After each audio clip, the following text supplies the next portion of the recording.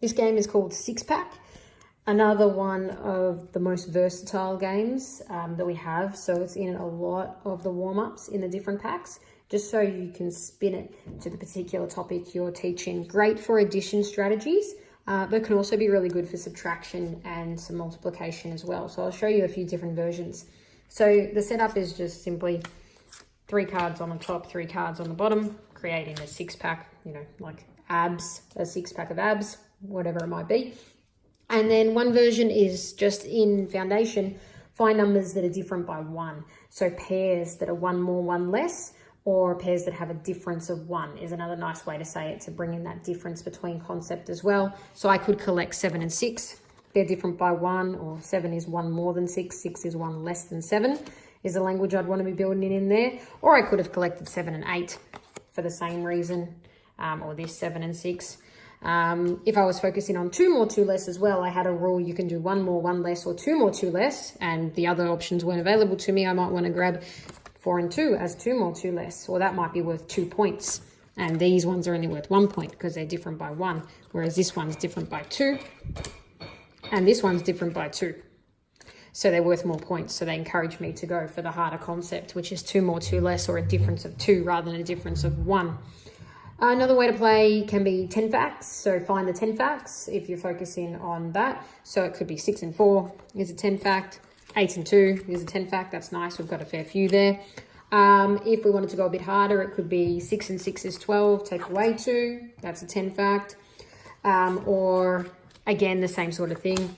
4 and 8 is 12. Take away 2. That's a 10 fact.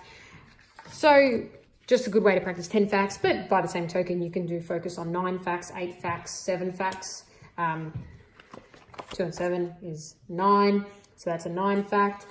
So it depends on which numbers your students are ready to partition fluently.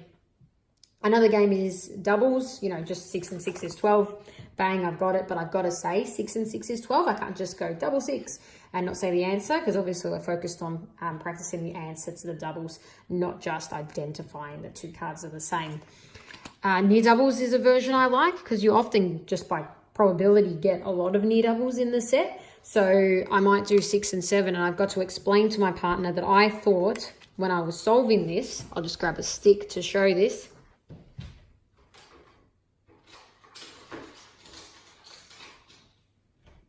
I thought 6 and 6 and 1 more. So I thought 12 and 1 more, 13. Or I thought 7 and 7, which is how I personally prefer to do it, 14, take away 1, because that one wasn't really there, so 13. So however you prefer, and then I get to collect that near double. And then we'd refill the deck with 2 more and go again and go again. Building to 10 is another one you can do as well. So find one that would be good strategy for building to 10. So say 8 and 7, I might go, okay, I'll do 8 and 2 to make 10. And then there's 5 more on that side, so makes 15. Although 8 and 7 would be good as a near double, it's also good as a build to 10, because I can just jump 2 forward to 10 and then the extra 5 if I'm good with partitioning 7 as 5 and 2, which the cards do show that as 5 and 2, don't they? So you can see the 10 fact inside that 7 waiting to be used. Final one we do often, just to get all the operations in, is almost like the Connect 4 game that's going to be shown later. It's target 100 or target whatever number you like. It can be target the date of the day if you want to bring in some more subtraction and division, if they have to use all 6 cards. So let's say you target the day today, which is the 20th. So we could do, if we're having to use all cards, and this is where often it's great, this game, because while you see students going straight for their pencils, they actually have to stop and think if you make them use 6 cards. And it's, oh, how will I get to 20 using all 6 cards and not going over it? So I might start by doing something like, okay, let's do 15. So I've already gotten a fair way there.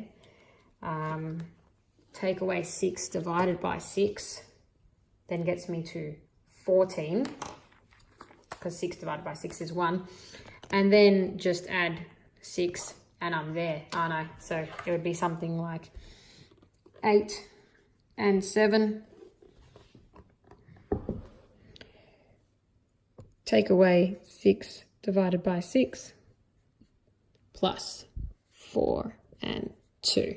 And then if we simplify it down, we've got 15, take away 1, we would have done that bit first because it's got the division in it, plus 6, plus 4, plus 2, if we want to be technical about it. And then it becomes, we just go from left to right now, 14 plus 6, 20, because we knocked out the division first. I also solved that one at the same time, but always solving the division first because of BODMAS or PEMDAS or whichever one you want to call it.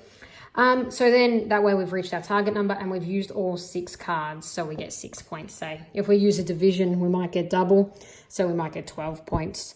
Often if you use subtraction, you might get double as well. So we actually get 24 points. It's like a double-double rule, because often students will try to just use addition and multiplication rather than bringing in some division and subtraction, which is what I'd like, so they can practice all 4 operations within the warm-up game.